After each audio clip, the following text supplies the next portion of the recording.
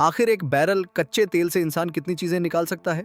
असल में जमीन से निकलने वाला कच्चा तेल सीधे इस्तेमाल के लायक नहीं होता। इसे पहले एक बहुत ऊंचे रिफाइनिंग टॉवर में भेजा जाता है, जिसे फ्रैक्शनल डिस्टिलेशन टॉवर कहा जाता है। यह टॉवर कई दर्जन मीटर ऊंचा होता है। यहाँ उबलने के तापमान और घनत्व के फर्क के आधार पर कच्चे तेल को अलग अलग परतों में बांट दिया जाता है।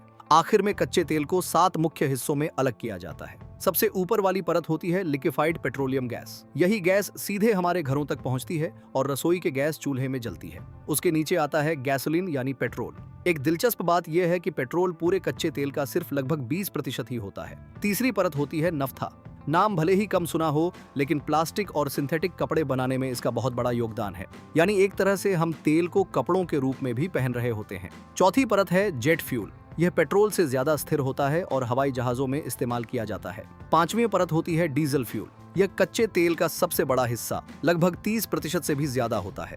भारी ट्रक, बसें और खुदाई मशीनें इसी ताकत पर चलती हैं। छठी परत है हैवी फ्यूल ऑयल। यह बहुत गाढ़ा और काला होता है, लेकिन सस्ता होने की वजह से समुद्री जहाजों में खूब इस्तेमाल होता है। इसके बाद मिलता है लुब्रिकेटिंग ऑयल। यह मशीनों के लिए लुब्रिकेंट का काम करता है। अगर यह न हो तो दुनिया की कई मशीनें रुक जाएंगी। और आखिर में टॉवर के सबसे नीचे बचता है सबसे भारी पदार्थ, एस्फॉल्ट। इसी से सड़कें बनाई जाती हैं, जिन पर हम हर दिन चलते और गाड़ियां दौड़ाते हैं। सोचिए, आसमान में उड़ने वाले जहाज से लेकर आपके पैरों के नीचे की सड़क तक एक बूंद कच्चे तेल का इंसान पूरी तरह इस्तेमाल कर लेता है। इसलिए यह कहना गलत नहीं होगा कि तेल सिर्फ ईंधन नहीं, बल्कि आधुनिक सभ्यता की नींव है।